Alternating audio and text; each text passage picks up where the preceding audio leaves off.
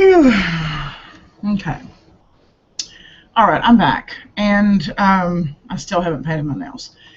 And I'm trying to figure out how to live stream directly from the YouTube. I'm not I'm not good with instructions. I'm not good at putting things together. You know how some people can just put no. I have to look at the picture. You know what I'm saying? If I buy something that requires assembly, I have to look at the box. I have to look at the to see how it goes together. I try to read the instructions and I get very confused. And such is with the instructions on how to set up the thing, you know, on the YouTube. Something about you have to have an encoder and you have to download it and you have to do this, you have to do that, yada yada yada, blah blah blah blah. And I downloaded one, but I have a Chromebook, and apparently the encoders that they had listed for you to try were for like Windows or Mac or something. So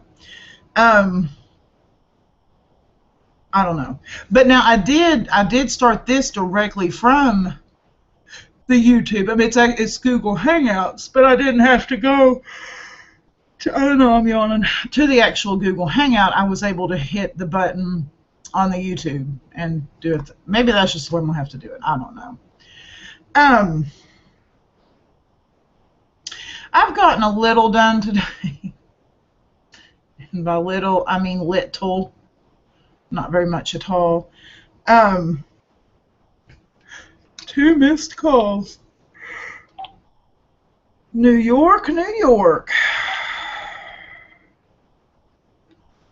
And I called myself. I do that from time to time, you know. Anywho, okay, so I made my post earlier, and I guess I have one faithful follower on this channel. I had posted the link on my Facebook, and I don't know.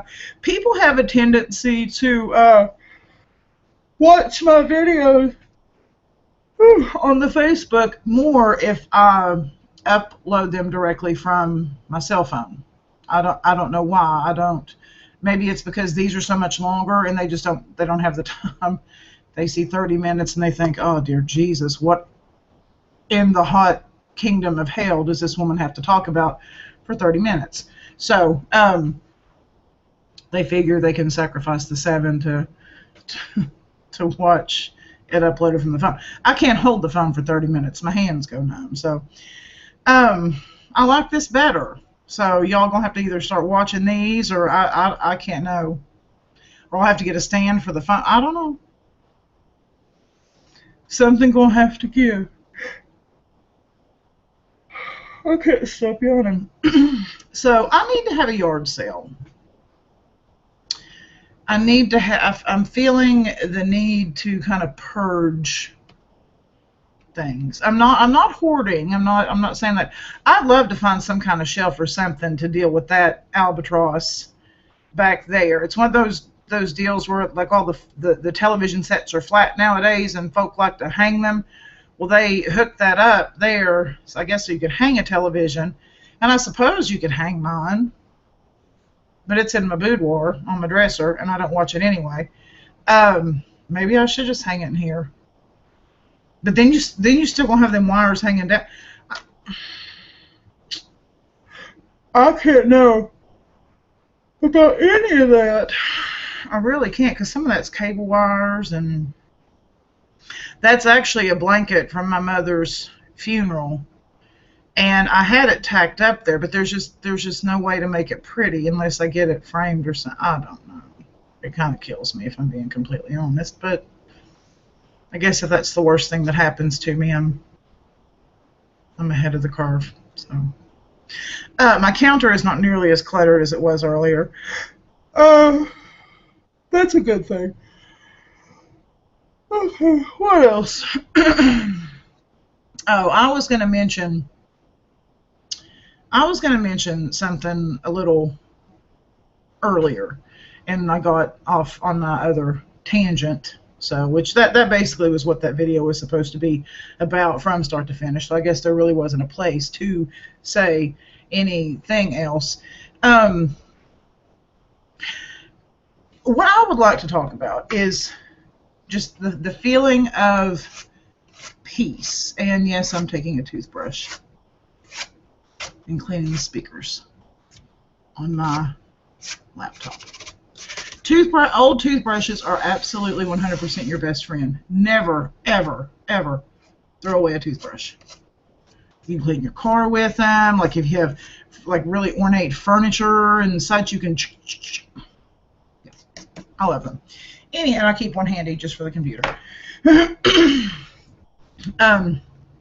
Relationship stuff. And I talk about relationship stuff a lot because I kind of feel in my particular case that I am such an evolution and work in progress.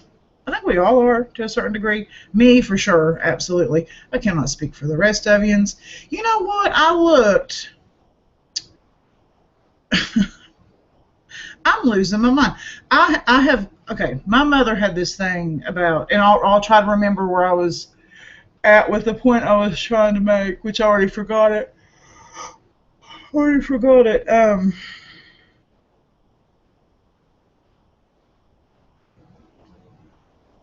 Yeah, I forgot it. Anyway, I'm like a squirrel. So my mother had this thing about loose change. She loved it. It was everywhere. Well, I guess I kind of like the loose change too. So earlier I had some loose change. I like to keep it in mason jars. I do. It's just easy. So I was like, I know I had a mason jar around here somewhere started with change in it. Honey, I looked high and low. Couldn't find it. So I started a mason jar. Well, I'm just sitting here at my desk and I look over. What do I see? Mason jar.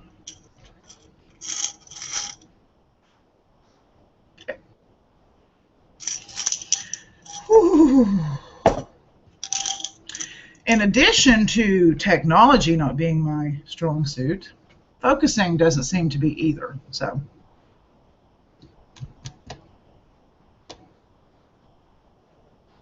anyway, relationships. I talk about them a lot, and I think it's because in my particular case, I feel like every single day I evolve just a little bit more and just a little bit more. And if you've been in my life for any length of time and you knew me 5 years ago, or you knew me 10 years ago, or you knew me 20 years ago, my views and my looks and my points and my outlook and whatever on relationships has changed drastically through the years. It's changed drastically, I would say, in the last year. And for the good, I believe, for the good. I would love to have some chapstick. I would. I usually keep some in this drawer.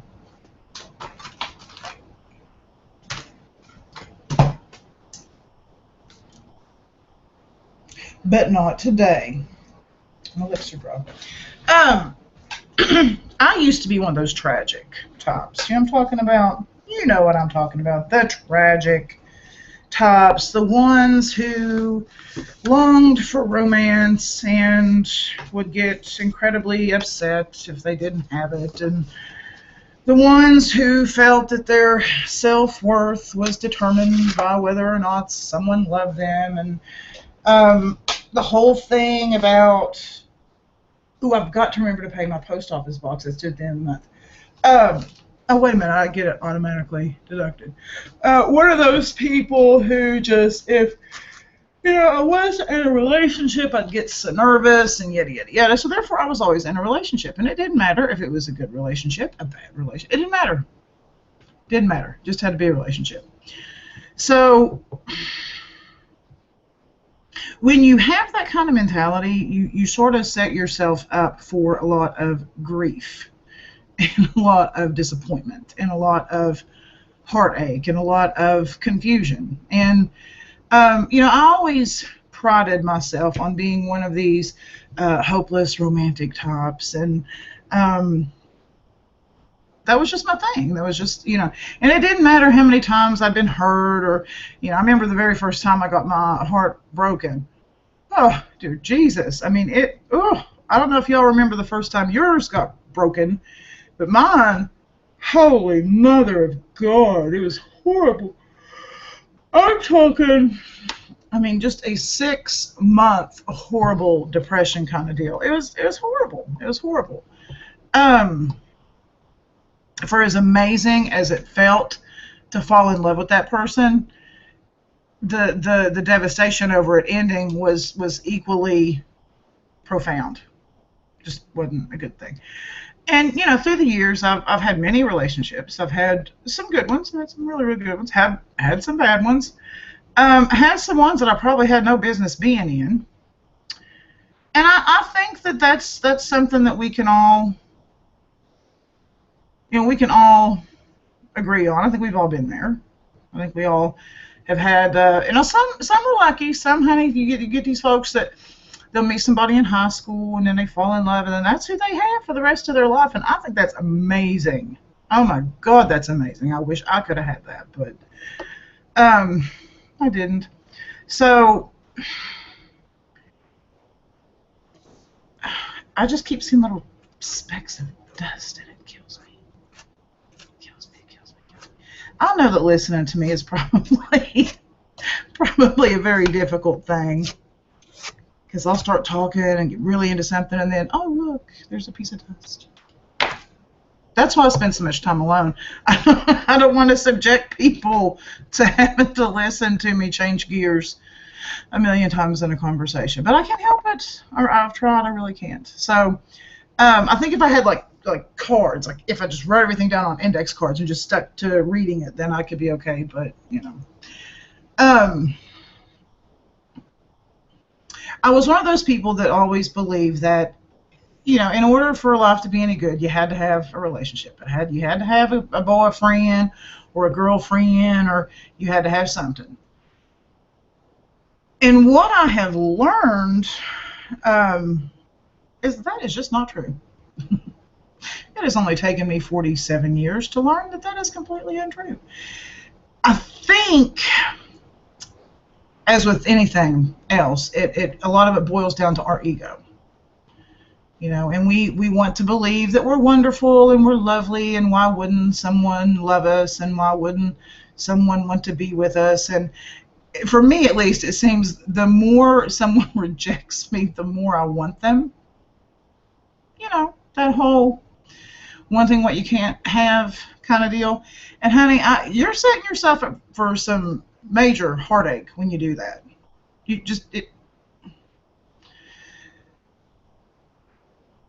And I think something happens along the way that you finally, I don't know, for me a light bulb finally went off over my head. And to be honest with you, I think a lot of the strength that I find myself having now is 100% completely related to my faith.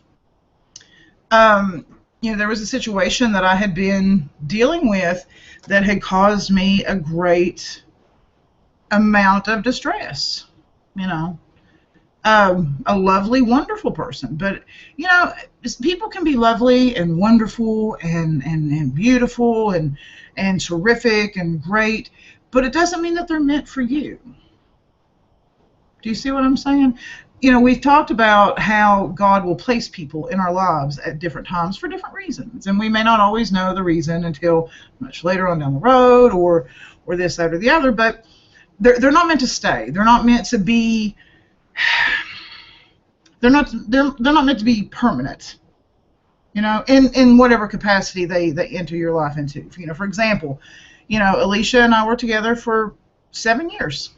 7 years in a relationship. We've known each other for 16.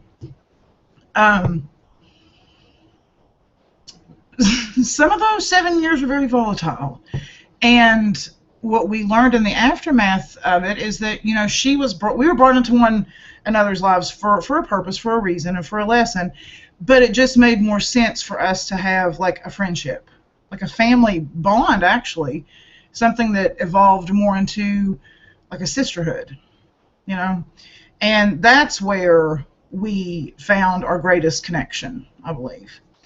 Now, that to me in my life is a once in a lifetime kind of shot. I mean, I still speak with people that I've dated or whatever. But she is the longest relationship that I've ever had, the most profound relationship that I've ever had. And I know that not everybody is able to maintain a friendship with an ex. And as a matter of fact, most of the time, I don't um, it. And what I mean by that is to try to have like a buddy, hey pal kind of relationship. I have friends that are able to do that. My hat is off to them. Okay, my hat is back on to them. My hair smells good. I've not been able to do that. I mean, I'm able to have like a, how you doing? Genuine. How are you? I hope you're well, and oh, you look good, and yada yada yada. But it's not that I want some big deep connection, nor do they want one with me. We're just able to be civil and amicable, and that's lovely. Some people you break up with, and you're just not able to do that. I mean, it's just wrong. I think that, of course, that goes back to how and why the relationship ended in the first place. Whether or not that you can find that place where you can not want to shank each other in the throat. But this particular situation, someone just completely lovely, but I finally had to realize they were not for me. They weren't meant for me. I wanted them to be. I believed in my heart that they were. But it's kind of like, you remember them little Fisher-Price toys that you had as a kid? When I was little, it was shaped like a box. And I reckon now they make them, they're kind of more shaped like a octagon sort of deal. And there's all these cutout shapes in them. There's stars, and there's circles, and there's triangles, and rectangles, and squares, and then you have all these little pieces, and you have to fit them, in the appropriate spot. I think sometimes we treat relationships like that. You know what I'm saying? Like the concept of love is the ball. And then we meet these people who are the pieces, and we try to, we'll take that circle piece, and we'll try to push it into the triangle thing, and it's not going to fit. And the more you try, and the more you relentlessly go, you just cause damage. You damage the relationship. You damage, you damage the ball. You damage the piece. And at the end of it, you're both just kind of broken. But we're not always able. We're human, and we're not always able to realize when we should that, hey, you're a circle, you're not going to fit in the square, And I think sometimes we're so willful that we want to make that happen. So we're like, well, if we angle it just right, we might be able to, it doesn't work that way. And it took me a while in this particular instance to find that out, because what does it go back to? Ego. Because we think, what's wrong with us? Why wouldn't they want us? How come we're not good enough? And we torment ourselves. We do, 100%. We torment ourselves. With me reaffirming my faith, I think what it has done. The thing of it is, and I will say this, honey, until the cows come home. If you do not have a relationship with Jesus, I suggest you try to find you one, to get you one. Because I'm telling you, there's nothing in this world like it. There is nothing in this world, honey, that's going to bring you the kind of peace and the kind of comfort. There ain't a sports car. There ain't a piece of jewelry. There ain't a house. There ain't a job. There ain't a boyfriend. There ain't a girlfriend. There ain't a pizza. Although pizza is pretty good. There ain't nothing in this world going to compare or give you what a relationship with Jesus Christ is going to give you. It's just not. You have this sense of purpose and peace and calm in your heart that it's unlike anything you've ever known. You know, when I was younger, I was saved when I was 18 years old, and it was wonderful. And I was just completely just bursting at the seams, and then I had a struggle. I struggled with the whole being gay and what that meant, and who what does that make me, and yada yada yada. And I did. I let my faith fall to the wayside for many, many years. I still had my spirituality. I still believed in God, and I still, but in terms of really turning everything over to Him and trusting Him, I hadn't done that until now. And I'm so glad, because it does make me stronger, and it does make me realize that who I am is okay.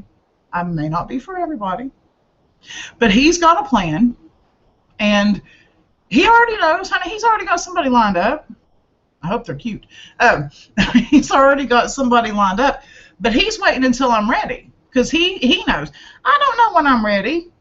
I've said that I'm ready for years, and look how it's worked out for me. It ain't. But He knows, and when He feels that I'm ready, when He feels that I got a good handle on things, then here He gonna come with it. And until then, I'm content. Until then, I'm at peace. Until then, I'm not sitting here all, bunged up and, oh my God, what's gonna happen? But I don't have what am I gonna do? I don't need all that, honey. I got my coffee. And it's so good. I highly recommend the coconut mocha with a coconut creamer. It's a lovely coffee experience. I have my family, I have my church, I have my work, I have all these. I have a full life. I have a very full life. And while a relationship would be wonderful, it's just not something that's directly on the horizon for me right now. It's not a priority for me right now. I don't feel that I'm ready for. I personally don't feel that I'm ready for a relationship. I don't want to casually date anyone. I'm 47 years old, honey. I'm past the, well, would you like to go to the movies? Would you like to go to the drive-in theater? And then next week, ask somebody else, would you like to go? I want to go to the drive-in with the same person all the time, not a different one every week. But you have to know that about yourself, and you have to be okay with it. And I think a lot of times we're not okay with it, because we feel that our self-worth is wrapped up in what somebody else thinks about us or how somebody else sees it. And it's not. It isn't. Has nothing to do with it. Has nothing to do with how somebody else sees us. It's everything to do with how we see us. Good, bad, in between. How do we view ourselves? And I think once you can get to the point where you're confident in that, then you can break through. I know people that hold on to relationships and they stay in these relationships that are not good for them, and they stay upset and they stay at odds and they stay in turmoil because they feel that whatever it is that they're in is better than what they don't know. They figure it's better to have something than nothing, but they're not happy. Do you know what I mean? They're not happy, and that's kind of how I was, And it's nothing detrimental to say against the person. Like I said, lovely person, lovely. They just weren't for me, Much as I wanted them to be, they weren't. Because, like I said, it ain't about what I want. It's about what God's plan is for me, and this wasn't His plan, at least on a permanent level, And so for any of you going through, the relationship times, or, the I don't know what I'm going to do next times, just pray about it and breathe. Everybody got to be in such a big old hurry, and I gotta find somebody. Honey, it ain't like.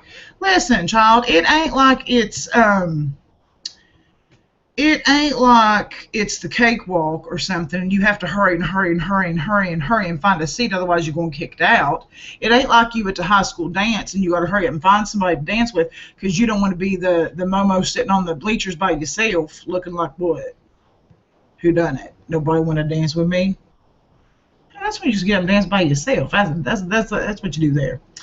But it's not a race. It's not a contest. It's not a, I can have a relationship. Because, honey, I'm telling you right now, I know folks that try to make everybody think that their relationship is all sugary and buttery and lovely and wonderful. And honey, it ain't. Mm-mm, mm-mm. It's kind of like, okay, put it to you this way. It's kind of like you got this pair of shoes. Okay? Yeah, this is exactly how it's like. All right, you got this pair of black shoes. Okay? You got these black shoes. And honey, they are scuffed. Hell wouldn't have them. Scuffed. You know it. You know it. But you ain't going to walk out the house in them scuffed shoes because you don't want everybody else to see your scuffed shoes. So what do, honey? You go and get you some polish. And you know what? You don't get that Kiwi shoe polish. You go down to the Army Navy store and you get you some of that Sergeant's shoe polish because that's quality in the navy blue can with the yellow lettering. That's high class, high quality. And honey, you shine them shoes. You shine them shoes until they look like new, shine like new money, shine like a new penny. And you go out on the street with them, and everybody says, "Them shiny shoes. Shoes is beautiful. Them shoes is gorgeous. That's the shiniest shoes I've ever seen." They don't know them shoes are scuffed up, honey. Only you know about them scuffed up shoes. And it's the same way with all these relationships, honey. They scuffed. But when they go outside, and when they get on the Facebook, and when they get on the whatever, honey, they put the polish on it. And it looks all shiny. And everybody else be looking at their own, they're looking at their own scuffed up shoes thinking, my shoes are all scuffed. Well, guess what, honey? Theirs are too. They just put some polish on them. And it's the same with relationships. Don't feel bad because you won't got a relationship and your buddy over here is all happy as a clam because all that glitters is not gold. My mother used to say that all the time. I'm not saying that everybody's relationship is a sham. I mean, I have got some friends who are so blessed and so fortunate to be blessed with the most wonderful people that God chose for them. Okay, that's the secret. That's the God chose for them. The happiest relationships that you know and the happiest relationships and marriages that you have witnessed in your life, that is because God brought those people together. I promise you. I promise you. No matter how he did it, it could have been on the interwebs. Honey, it could have been over to Piggly Wiggly.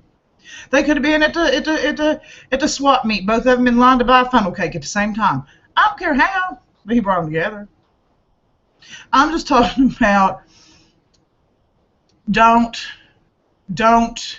compare. I think sometimes we get too busy counting other people's blessings and we forget to count our own. You know what I'm saying? We count people's blessings like, well, they've got a great relationship and, what do I got? Well, honey, you pretty, ain't you? Pretty. You smart. You funny. You all these things. Just because you don't have a relationship don't mean you less than. Count your blessings.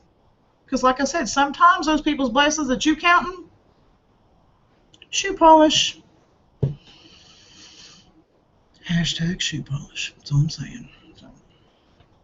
All right. Well, that's about all I had. I'm not sit here and try to figure out this daggone encoding thing. One of the encoders was actually a little bit cool in the sense that if you paid, it wasn't completely free. I think you had to pay like $9.99 for it, but you could somehow link it to your Facebook Live. And that way I could do Facebook Live videos from the laptop versus having to hold my phone. I know, pretty fancy, but I can't figure it out. So, oh, and I tried to make some T-shirts. If you go to my Facebook page, the Ruby Fruit Jungle 33 at yahoo.com. I made that when I was 33. BT Dubs, and the Ruby Fruit Jungle is my favorite Rita Mae Brown novel. But anywho, look that up on the Facebook, or if you're already my Facebook friend. And I posted a link, and I went through. I could not tell you how many companies trying to design a hashtag Jesus Matters shirt because I just think it's a really cool idea. But I love V-neck shirts. I don't know if y'all have noticed. I have crew neck shirts. And actually, like my KentuckyTea.com, I love the fabric of those shirts, but they're not V-neck, so that's why I never wear them.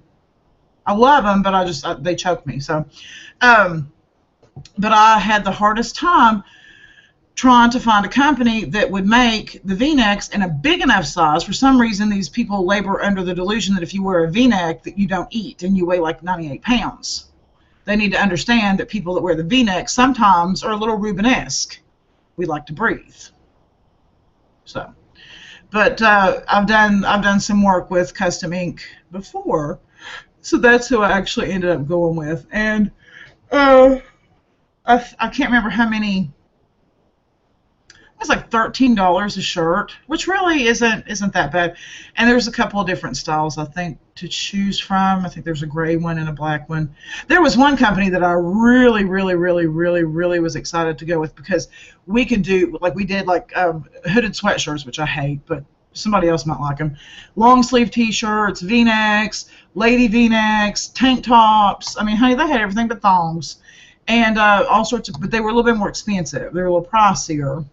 But you could just order those directly and have them sent to you directly. This one's going to be a little more confusing in that you can order it directly, but then I will have to find a way to get it to you. So if you live local, I'll just bring it to you, and if you don't, then I'll have to mail it to you.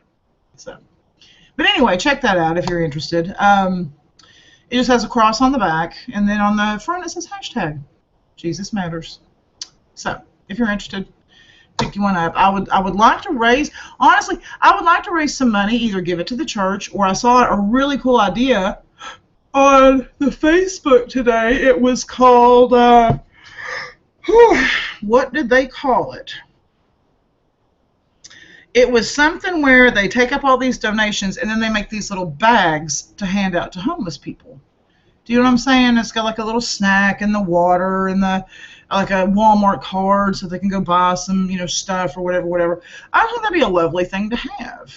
So, just trying to find ways to do stuff. And then I still really would like to do a food cart for the homeless.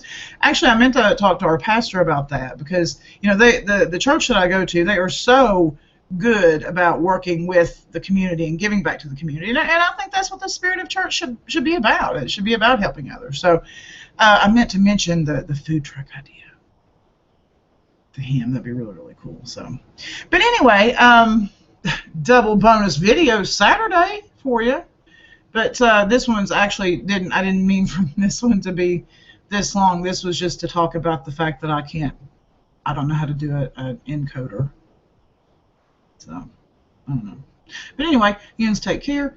And, I could come back again. Who knows? If I figure out the encoder, I'll definitely come back. So, there it is.